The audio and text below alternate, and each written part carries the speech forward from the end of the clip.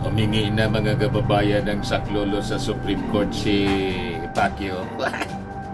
Nakikita niya Mr. Maravilla hihingi ng saklolo sa Supreme Court. Gusto pong ipatigil yung pag-aresto sa kanya ng Senado.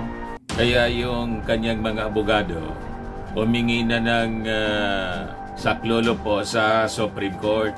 Ito yung balita ngayon mga kababayan. Kibuloy Camp asks Supreme Court to stop Senate arrest. Nakita ba niya Mr. Maravillas? Paanong hihingi siya?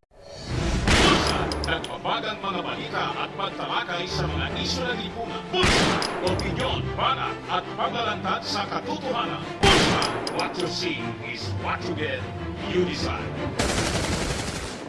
Ng tulong sa Supreme Court. So, ibig sabihin, hindi niya mapa-stop ng sarili niya. Hindi niya po mapa-stop. Yung lindol, napa-stop niya. Pero yung Senado, kailangan pa niyang humiling sa Supreme Court. Tumakbo sa Supreme Court mga kababayan.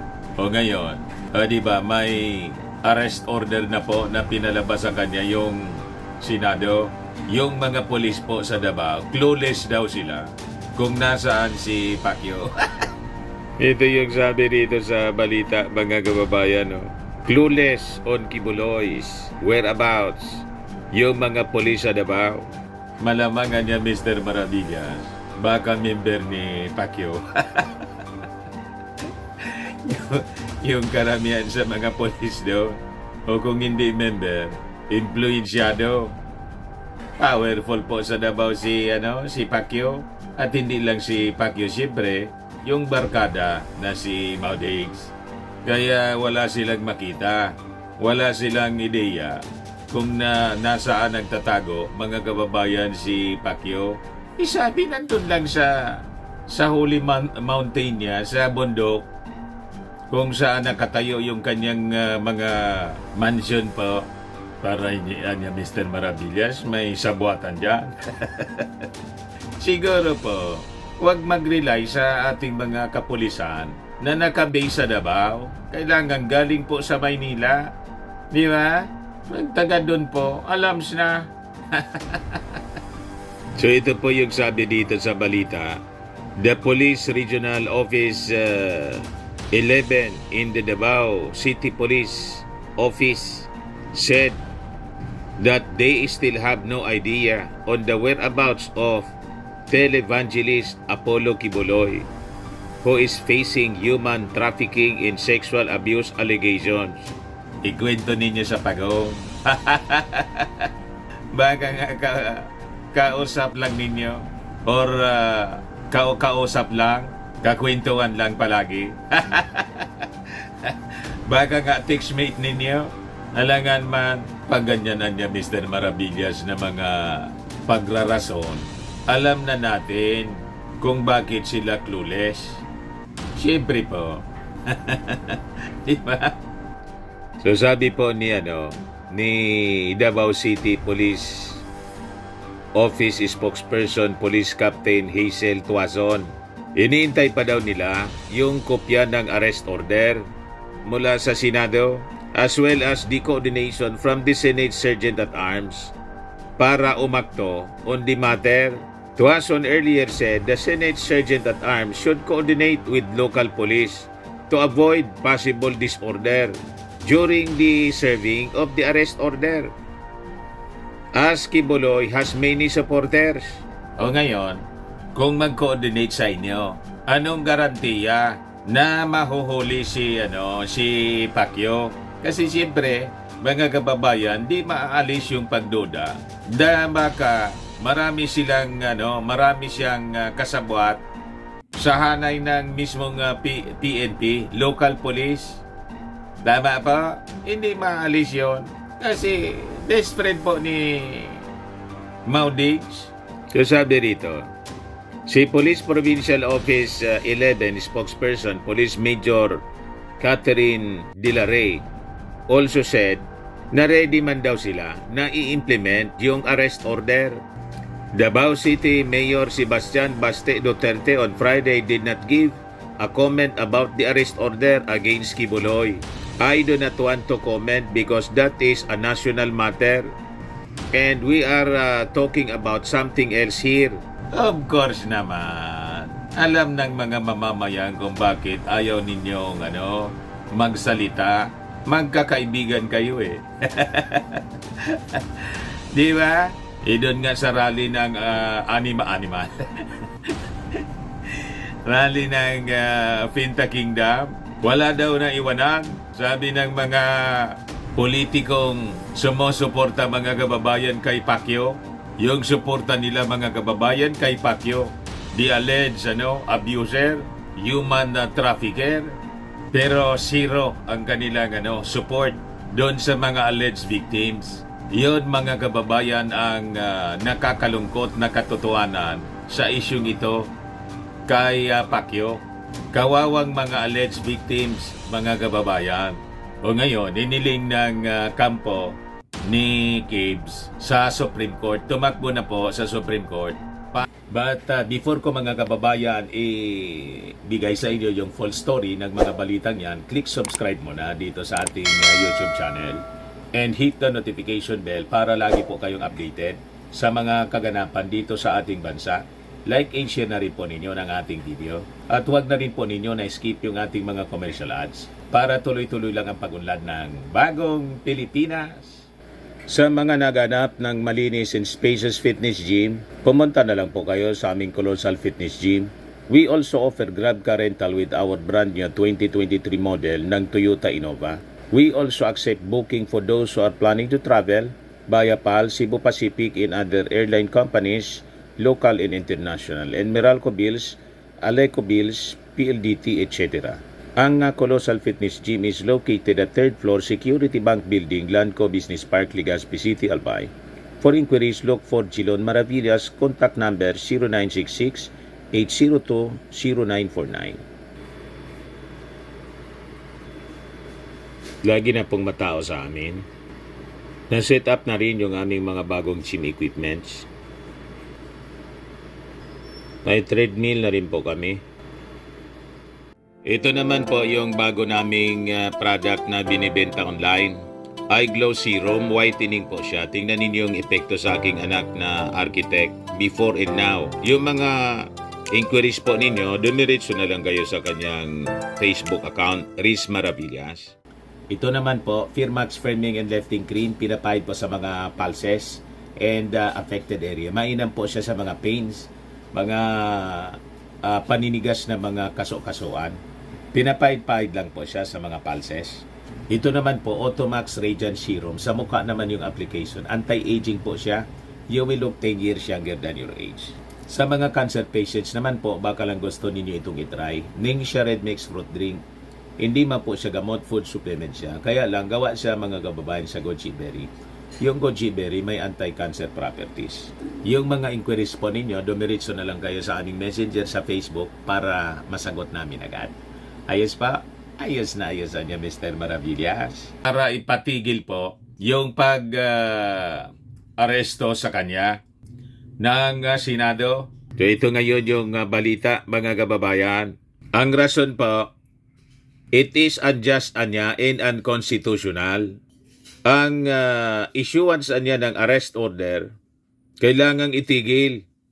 Stop! Yun mga kababayan ang gustong mangyari ng kampo ni Pacquiao.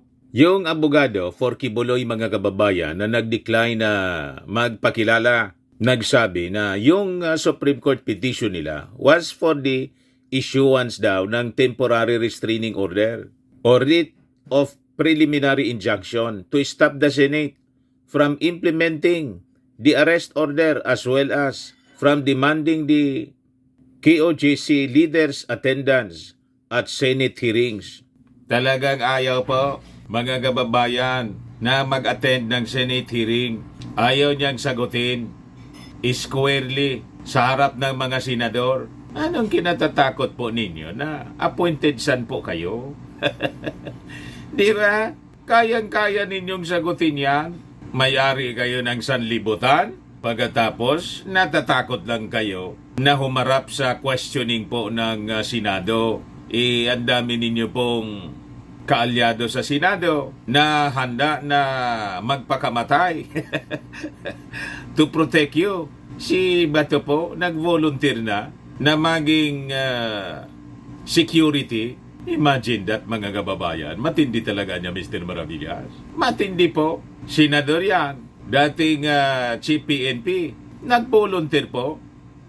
Pero never siyang nag-volunteer doon sa mga nakakaawang mga alleged victims po ni Cabes. Di ba? Tahimik sila lahat, mga kababayan. Other than si Risa Ontiveros, walang gustong magbigay ng hostisya, mga kababayan, para sa mga victims. Ang hostisya na gusto nilang ibigay dito po sa alleged abuser. Ganon katindi, mga kababayan, ang kasamaan ng mundo. Ganon na kasama po ang mundo ngayon.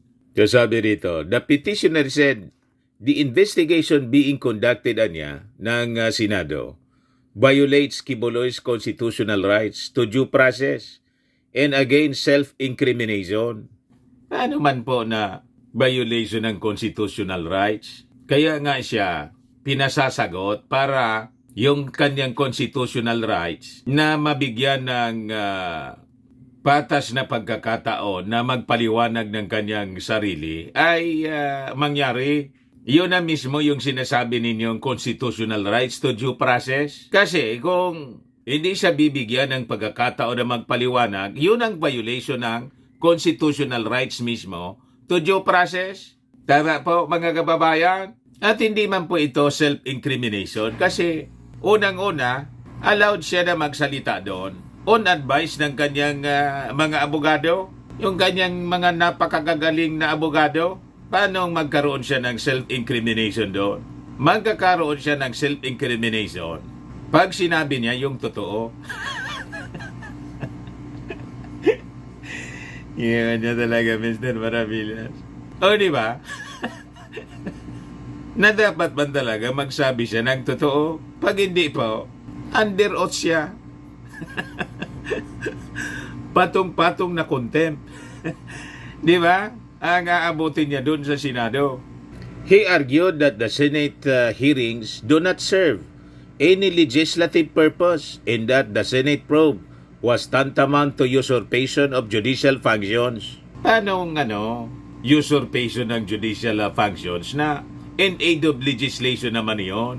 Kaya ito pong mga sinasabi ninyo, yung abogado, mga opinion lang po ninyo.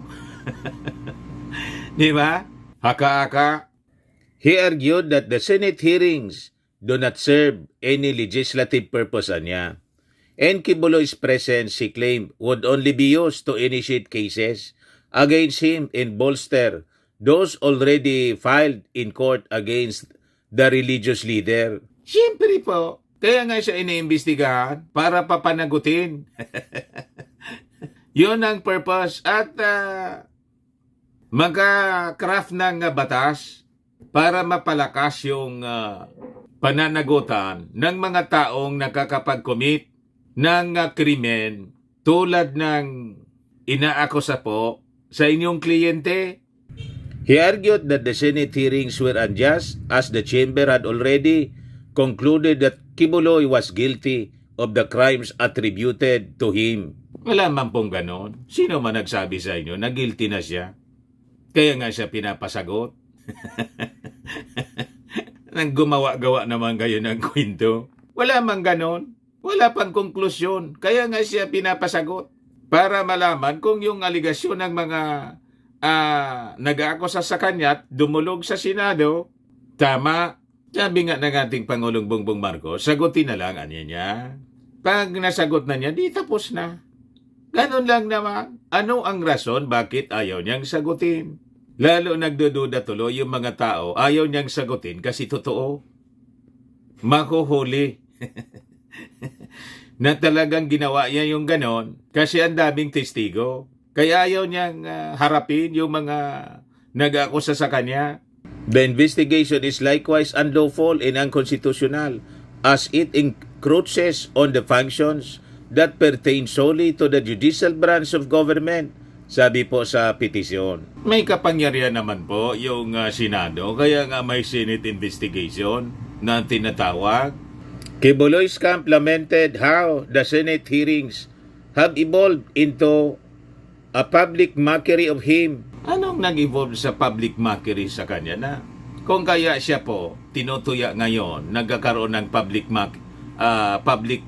mockery na tinatawag ninyo. Dahil sa kanyang mga pronouncement po, kaya siya tinutuya. Imagine, sabi niya doon sa video na yung Pangulong Bongbong Marcos, kumontrata, umarkila ng mga mangkukulam para aswangin yung mga Duterte at siya. Kaya nagkakaroon ng public mockery of him. At yung mga previous announcement niya, declaration na yung lindol, in-stop niya.